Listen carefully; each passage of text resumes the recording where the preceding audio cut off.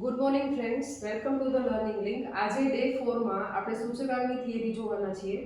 સો basically આપણે સૂચકાંકને અલગ 6 વિભાગમાં વહેંચ્યું છે જેથી તમને યાદ કરવામાં સરળતા રહેશે. તો અહીંયા સૌથી પહેલા આપણે શરૂઆત કરીએ સૂચકાંકની વ્યાખ્યા. મોસ્ટ ટાઈમલી પ્રશ્ન છે, સૂચકાંકની વ્યાખ્યા પૂછી શકે અને એના લક્ષણો પણ આવી શકે. તો સૂચકાંક કોને કહેવાય? ચાલુ વર્ષની ચલરાશિની કિંમતમાં આધાર વર્ષની ચલરાશિની કિંમતના સાપેક્ષમાં થતો ટકાવારી ફેરફાર એટલે સૂચકાંક. આ યાદ રાખવામાં સરળતા રહે માટે માં, ના અને માં ચાલુ વર્ષની ચલરાશિની કિંમતમાં આધાર વર્ષની ચલરાશિની કિંમતના સાપેક્ષમાં થતો ટકાવારી ફેરફાર એટલે સૂચકાંક. લક્ષણો છે સૂચકાંકને આઈ વડે દર્શાવાય છે, તુલનાત્મક માપ છે, ગુણોત્તર છે, એ એક વિશિષ્ટ સરેરાશ છે, એ એક સાપેક્ષ માપ છે. અને મોસ્ટ ટાઈમલી પ્રશ્ન જે છોકરાઓને લગભગ ભૂલ થતી હોય છે, સૂચકાંક એ કઈ રીત છે? સૂચકાંક ગણવો, ટકાવારી ફેરફાર શોધવો એ કઈ રીત છે? આમ છોકરાઓ બે રીત આવે, નિરપેક્ષ અને સાપેક્ષ. પણ સૂચકાંક છે ને એ સાપેક્ષ રીત છે અથવા ગુણોત્તરની રીત છે એવું પણ લખી શકો છો. આ પ્રશ્ન મોસ્ટ ટાઈમલી એટલા માટે કે છોકરાઓ ભૂલ ખાઈ જતા હોય છે આમાં. સૂચકાંક એ ટકાવારી ફેરફાર દર્શાવતી કઈ રીતનો ઉપયોગ થાય છે? તો એમાં શું કહીશું આપણે? ગુણોત્તરની રીત અથવા તો સાપેક્ષ રીત એમ લખી શકાય. આ વાતથી સૂચકાંકની હવે આપણે 6 ભાગ જોઈએ. બહુ ઈઝી લાગશે જો તમે આ પેટર્નને ફોલો કરશો.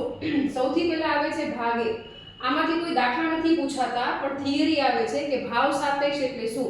તો જો ભાવ સાપેક્ષ એટલે શું થાય? ચાલુ વર્ષનો ભાવ અને આધાર વર્ષના ભાવનો ગુણોત્તર. ભાવ સાપેક્ષ છે ને સંકેતમાં આમ લખાય P1 ના છેદમાં P0. ભાવ સાપેક્ષ એટલે શું? ચાલુ વર્ષનો ભાવ અને આધાર વર્ષના ભાવના ગુણોત્તરને ભાવ સાપેક્ષ કહે છે. ભાવ સાપેક્ષ ઉપરથી જથ્થા સાપેક્ષની વ્યાખ્યા પણ બનાવી શકાય. શું? ચાલુ વર્ષનો જથ્થો અને આધાર વર્ષના જથ્થાના ગુણોત્તરને જથ્થા સાપેક્ષ કહે છે. ફરીવાર કહું છું, આ વ્યાખ્યા પૂછી શકે ભાવ સાપેક્ષ અને જથ્થા સાપેક્ષ એટલે શું. તો કેમ બોલશું? ચાલુ વર્ષનો ભાવ અને આધાર વર્ષના ભાવના ગુણોત્તરને ભાવ સાપેક્ષ કહેવાય. ચાલુ વર્ષનો જથ્થો અને આધાર વર્ષના જથ્થાના ગુણોત્તરને જથ્થા સાપેક્ષ કહેવાય. ભાવ સાપેક્ષને આમ લખાય, જથ્થા સાપેક્ષને લખાય Q1 ના છેદમાં Q0, Q for quantity અને P for price. હવે એથી શરૂ થાય છે ભાગ 2. મોસ્ટ ટાઈમલી ભાગ છે છોકરાઓ. એક આ ભાગ 2, એક આ ભાગ 4 અને એક આ ભાગ 6. બરાબર? એના દાખલા લગભગ દર વર્ષે પૂછાય છે અને થિયરી તો ખાસ. આધાર વર્ષ પસંદ કરવાની રીતો. 1 માર્કમાં પ્રશ્ન પૂછાય, આધાર વર્ષ પસંદ કરવાની રીતો જણાવો. બે રીત છે. કઈ બે રીત? અચલ આધારની રીત અને પારંપરિક આધારની રીત. અચલ આધારે સૂચકાંક કેમ મળે? ચાલુ વર્ષની કિંમત છેદમાં આધાર વર્ષની કિંમત ગુણ્યા 100. પારંપરિક ચાલુ છેદમાં અગાઉ. અમે છોકરાઓને આમ યાદ રખાવડાવીએ, ચાલુ છેદમાં આધાર ગુણ્યા 100, ચાલુ છેદમાં અગાઉ ગુણ્યા 100. આ પારંપરિક આધારની રીત. હવે અચલ અને પારંપરિકમાં ફેર શું છે? અચલ આધારની રીત છે ને એવું પૂછે કે અચલ અને પારંપરિકનો મુખ્ય તફાવત શું છે? તો કે અચલ અને પારંપરિકનો મુખ્ય તફાવત એ છે કે અચલ આધારમાં આધાર વર્ષ સ્થિર હોય છે, પારંપરિકમાં બદલાતું રહે છે. 1 માર્કમાં પૂછાય. બરાબર? મુખ્ય તફાવત. હવે આધાર વર્ષની વ્યાખ્યા પૂછી શકે. શું? તો કે ચાલુ વર્ષની કિંમતને જે નિશ્ચિત વર્ષની કિંમત સાથે સરખાવવામાં આવે તે નિશ્ચિત વર્ષને આધાર વર્ષ કહે છે. તમે તમારા ચાલુ વર્ષને જે તે વર્ષ સાથે સરખામણી કરો, એ જે નિશ્ચિત વર્ષ તમે સરખામણી કરો છો ને નિશ્ચિત વર્ષને આધાર વર્ષ કહેવાય. આધાર વર્ષ કેવું હોવું જોઈએ? સામાન્ય, પ્રામાણ્ય, કુદરતી અને માનવ સર્જિત આફતોથી મુક્ત હોવું જોઈએ અને આધાર વર્ષનો સૂચકાંક હંમેશા 100 જ થાય. તો જો એ વસ્તુ પણ અહીંયા આપણે લખેલી છે. સામાન્ય હોવું જોઈએ, પ્રામાણ્ય હોવું જોઈએ, કુદરતી માનવ સર્જિત આફતોથી મુક્ત હોવું જોઈએ અને એનો સૂચકાંક કેટલો હોય છે? 1 માર્કમાં પૂછાય. સૂચકાંક હંમેશા હોય છે 100 આધાર વર્ષનો. બરાબર? એટલે આમાં જો આધાર વર્ષની વ્યાખ્યા આવી શકે, આ એના લક્ષણો પૂછી શકે કે આધાર વર્ષ કેવું હોવું જોઈએ અને આધાર વર્ષનો સૂચકાંક કેટલો હોય છે. અને એવું પણ પૂછે અચલ અને પારંપરિકનો મુખ્ય તફાવત શું છે? તો કે અચલમાં આધાર વર્ષ કેવું હોય છે? સ્થિર. અને પારંપરિકમાં કેવું હોય છે? બદલાતું રહે છે. મુખ્ય તફાવત. પછી આપણે આવી જશું ભાગ 3 માં આધાર પરિવર્તન. આ થોડું છોકરાઓને અઘરું લાગે, આધાર પરિવર્તન, પણ એટલું કંઈ ખાસ નથી. આધાર પરિવર્તનમાં શું કરવાનું છે? પારંપરિક ઉપરથી અચલ સૂચકાંક શોધવાનો છે. દાખલામાં તમને પારંપરિક સૂચકાંક આપી દેશે અને તમને એમ કહેશે કે આને અચલમાં ફેરવો. તો સૂત્ર શું છે? ચાલુ વર્ષનો પારંપરિક ગુણ્યા અગાઉના વર્ષનો અચલ છેદમાં 100. અમે કેમ યાદ રાખશું? ચાલુ વર્ષનો પારંપરિક ગુણ્યા અગાઉનો અચલ છેદમાં 100. છોકરાઓમાં ધ્યાન રાખવાનું પેલું સૂચકાંક લખતી વખતે તમને દાખલામાં પારંપરિક સૂચકાંક આપશે તો જે પેલું પારંપરિક હોય ને ઈ જ પ્રેમથી પેલું અચલ મૂકી દેવાનું વગર વિચારીએ. જે પેલું પારંપરિક આપે ઈ પેલું અચલ મૂકી દેવાનું, પછી સૂત્ર પ્રમાણે આગળ વધવાનું. પછી આવે છે અચલ પરથી પારંપરિક. હવે દાખલામાં તમને અચલ સૂચકાંક આપશે અને એને શેમાં ફેરવવાનું છે? પારંપરિકમાં. હવે જો જેવું સાદું અચલ હતું ને, જો આ સાદું પારંપરિક. સાદું પારંપરિક શું હતું? ચાલુ વર્ષ છેદમાં અગાઉના વર્ષની કિંમત. હવે આ છે મસાલાવાળું પારંપરિક. આપણે આ છોકરાઓને આમ યાદ રખાવડાવીએ. મસાલાવાળું એટલે કે જો છે બંને પારંપરિક જ, આમાં સાદું પારંપરિક શોધવાનું છે, આમાં અચલ ઉપરથી પારંપરિક શોધવાનું છે. તો અહીંયા આવશે જો ફોર્મ્યુલા સેમ જ, ચાલુ છેદમાં અગાઉ, પણ કિંમતના સ્થાને શું આવી ગયું? અચલ. ચાલુ વર્ષનો અચલ છેદમાં અગાઉના વર્ષનો અચલ ગુણ્યા 100. સમજાયું? આમાં કિંમત મુકાય છે અને આમાં અચલ સૂચકાંક મુકાય છે. હવે આમાં ખાસ ધ્યાન રાખવા જેવી બાબત, આમાં જ્યારે તમે પહેલું સૂચકાંક મૂકો ને તો તમારે જોઈ લેવાનું કે દાખલામાં આધાર વર્ષનો ઉલ્લેખ છે કે કોને આધાર વર્ષ લીધું છે. જો ઈ ઉલ્લેખ ન કરે કે ભાઈ અમે આ વર્ષને આધાર વર્ષ લઈને અચલ સૂચકાંક શોધ્યો તો તમારે શું કરવાનું? ન હોય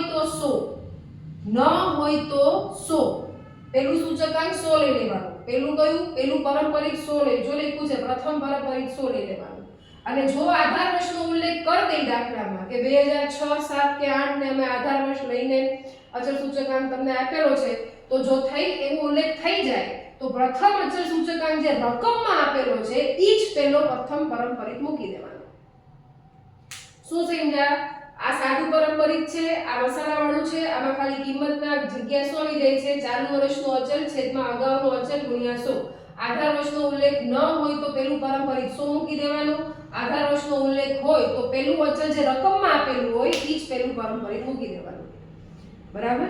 ચલો હવે આપણે નેક્સ્ટ ભાગ, મોસ્ટ આઈએમપી ભાગ. આમાંથી 5 માર્કનો દાખલો પણ પૂછાય છે અને અમુક અગત્યના પ્રશ્નો ખાસ જે એમસીક્યુ ને વન સેન્ટેન્સમાં આવી શકે.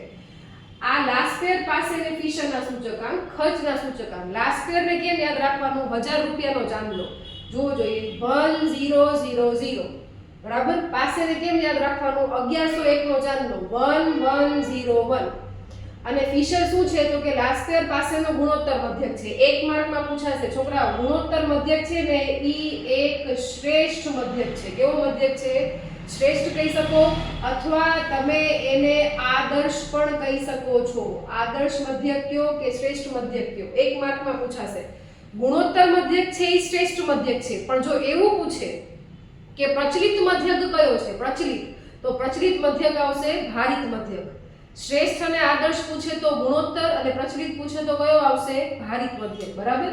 તો જુઓ ફિશરનો સૂચકાંક શા માટે આદર્શ છે? મોસ્ટ આઈએમપી પ્રશ્ન છોકરાઓ, મોસ્ટ આઈએમપી પ્રશ્ન. ફિશરનો સૂચકાંક આદર્શ થવાના 4 કારણો છે. ઈ લાસ્પેર પાસેનો ગુણોત્તર મધ્યક છે. એમાં બંને જથ્થા ધ્યાને લેવાય છે. બંને જથ્થા કયા? જુઓ લાસ્પેર છે ને એમાં આધાર વર્ષનો જથ્થો ધ્યાને લેવાય. આ પ્રશ્ન પણ 1 માર્કમાં આવશે. પાસે છે એમાં ચાલુ વર્ષનો જથ્થો ધ્યાને લેવાય. આ પ્રશ્ન પણ 1 માર્કમાં આવે. હવે લાસ્પેરમાં ભાર સ્વરૂપ શું છે? જે છેદ છે એનો ભાર છે. પાસેમાં પણ જે છેદ છે એનો ભાર છે. યાદ રાખવાની ઈઝી ટ્રીક. જે છેદ છે શું છે? એનો ભાર છે. પણ ફિશરનો સૂચકાંક એકમાત્ર એવો કે જેમાં બંને જથ્થાને સમાન ન્યાય અપાય, એટલા માટે એ આદર્શ છે. પછી ફિશર જ એક એવું સૂચકાંક છે, ફરીવાર મોસ્ટ આઈએમપી પોઈન્ટ 1 માર્કમાં પૂછે કે જે બે પરીક્ષણો, પરીક્ષણ મતલબ કે ટેસ્ટ, બે પરીક્ષણનું સમાધાન કરે. કયા બે પરીક્ષણ? કાળ વિપર્યાસ અને પદ વિપર્યાસ. તો ફિશરના આદર્શ થવાના 3 કારણો છે કે ગુણોત્તર મધ્યક છે, ગુણોત્તર મધ્યક છે એ શ્રેષ્ઠ મધ્યક છે, પછી એમાં બંને જથ્થા ધ્યાને લેવાય છે એટલા માટે એ આદર્શ છે, અને ત્રીજું એ કાળ વિપર્યાસ અને પદ વિપર્યાસ એમ બંને પરીક્ષણોનું સમાધાન કરે છે, માટે પણ ફિશર છે એ આદર્શ છે.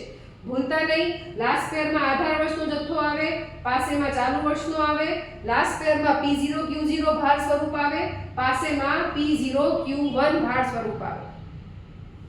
હવે આપણે ભાગ 5 તરફ આગળ વધીએ. આ ભાગ પણ ખરેખર ઇમ્પોર્ટન્ટ, 3 માર્કનો પ્રશ્ન. 5 માર્કમાં તો આ ભાગ 4 ફાઇનલ છે.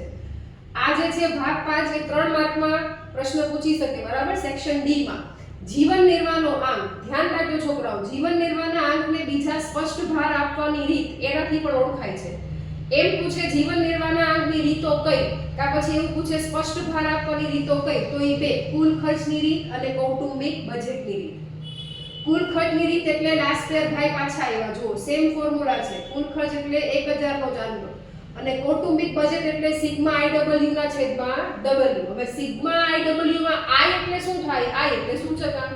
સૂચકાંક એટલે નવું છેદમાં જૂનું ગુણ્યા 100. જો છોકરાઓ સૂચકાંક ગમે એનો શોધી શકાય, ઉત્પાદનનો, નફાનો, આવકનો, ખર્ચનો, બચતનો, ગમે એનો. પણ યાદ શું રાખવાનું? નવું છેદમાં જૂનું. એક દાખલામાં તમે જોશો ટેક્સ્ટ બુકમાં છે કે ભાડું 4000 થી વધીને 6000 થયું, તો ભાડાનો સૂચકાંક કેમ બને? તો કાંઈ નહીં, નવું ભાડું 6000 છેદમાં જૂનું ભાડું 4000 ગુણ્યા 100, જવાબ 150. સમજાયું? એટલે અહીંયા સૂચકાંક P1 ના છેદમાં P0 ગુણ્યા 100. W ના અલગ અલગ નામ દાખલામાં વાપરી શકીએ. W ને મહત્વ કહેવાય, ભાર કહેવાય, ટકાવારી કહેવાય અને મોસ્ટ IMP એક માર્કમાં પ્રશ્ન પૂછે, ભાર એટલે આધાર વર્ષનો ખર્ચ. આધાર વર્ષનો ખર્ચ એટલે P0 Q0. બરાબર? તો જીવન નિર્વાહના આંકને શું કહેવાય? સ્પષ્ટ ભાર આપવાની રીત. એની બે પદ્ધતિઓ છે, કુલ ખર્ચની રીત અને કૌટુંબિક બજેટની રીત. કુલ ખર્ચ એટલે લાસ્ટ યર 1000 નો ચાંદલો અને કૌટુંબિક બજેટ સિગ્મા IW છેદમાં સિગ્મા W. ભારના અલગ અલગ નામ. ભારની વ્યાખ્યા શું છે? એક માર્કમાં પૂછે તો કે વસ્તુને તેની મહત્વના પ્રમાણમાં આપવામાં આવતો આંક. જો વસ્તુને તેની મહત્વના પ્રમાણમાં આપવામાં આવતો આંક એટલે શું છે? ભાર. ભારના બે પ્રકાર હોય, પૂછી શકે, સ્પષ્ટ ભાર અને ગર્ભિત ભાર. સ્પષ્ટ ભાર જે દેખીતું હોય, જે સંખ્યામાં દર્શાવી શકાતું હોય, જે ભાર આપવાની પ્રત્યક્ષ રીત છે. જુઓ, પ્રત્યક્ષ રીત છે, જે દેખીતું છે અને સંખ્યામાં દર્શાવી શકાય. ગર્ભિત ભાર છે એ પરોક્ષ છે, દેખીતું નથી અને સંખ્યામાં દર્શાવી શકાતું નથી. ભારને શું કહેવાય? મહત્વના પ્રમાણમાં આપવામાં આવતો આંક. એના બે પ્રકાર, સ્પષ્ટ ભાર અને ગર્ભિત ભાર. અને હા, હજી એક પ્રશ્ન ભૂલતા નહીં, જીવન નિર્વાહના આંકમાં વસ્તુના કયા ભાવ ધ્યાને લેવાય? છૂટક ભાવ. કયા ભાવ? છૂટક ભાવ જીવન નિર્વાહના આંકમાં એક માર્કમાં આવી શકે. તો આ થઈ તમારા જીવન નિર્વાહ આંકની થિયરી. છેલ્લે આવે છે ભાગ 6. આમાં પરચુરણ છે, નાના નાના સૂત્ર. એક છે વાસ્તવિક વેતન. વેતનના છેદમાં જીવન નિર્વાહનો આંક 3 માર્કમાં આવશે. વેતનના છેદમાં જીવન નિર્વાહનો આંક ગુણ્યા 100. તમને વેતનની કોલમ આપશે, જીવન નિર્વાહની પણ આપશે. તમારે ખાલી વેતનના છેદમાં જીવન નિર્વાહનો આંક મૂકી ગુણ્યા 100 કરવાનું છે. પછી નાણાકીય ખરીદ શક્તિ 1 ના છેદમાં જીવન નિર્વાહનો આંક ગુણ્યા 100. આ પૂછવાના ચાન્સીસ ઓછા પણ MCQ માં આવી શકે. અને છેલ્લે છે ફુગાવાનો દર. ફુગાવાના દરમાં વસ્તુના કયા ભાવ ધ્યાને લેવાય? ધ્યાન રાખજો. જો જીવન નિર્વાહમાં છૂટક ભાવ, ફુગાવાના દરમાં જથ્થાબંધ ભાવ. એવો પ્રશ્ન આવે કે ભારત સરકાર મોંઘવારી દર નક્કી કરવા માટે કયા આ સૂચકાંકને ધ્યાનમાં લે છે? જીવન નિર્વાહના સૂચકાંકને ધ્યાનમાં લે છે. ફુગાવાનો દર નક્કી કરવા માટે તો કે ફુગાવાના દરમાં કયા ભાવ ધ્યાનમાં લેવાય? જથ્થાબંધ ભાવ ધ્યાનમાં લેવાય. આ સૂત્ર થોડું અટપટું છે, તો યાદ કેમ રાખવાનું? ચાલુ માઈનસ અગાઉ છેદમાં અગાઉ ગુણ્યા 100. નવું માઈનસ જૂનું છેદમાં જૂનું ગુણ્યા 100. તો છોકરાઓ, આ હતી તમારી ડે 4 ની સૂચકાંકની થિયરી. જો તમને વિડીયો ઉપયોગી લાગી હોય તો સબસ્ક્રાઇબ કરજો. અને આ જે બોર્ડ ઉપર જે બધું લખેલું છે એમની PDF બનાવી ડિસ્ક્રિપ્શન બોક્સમાં સેન્ડ કરેલી છે, તો તમે એમાં પણ જોઈ શકશો. Thank you.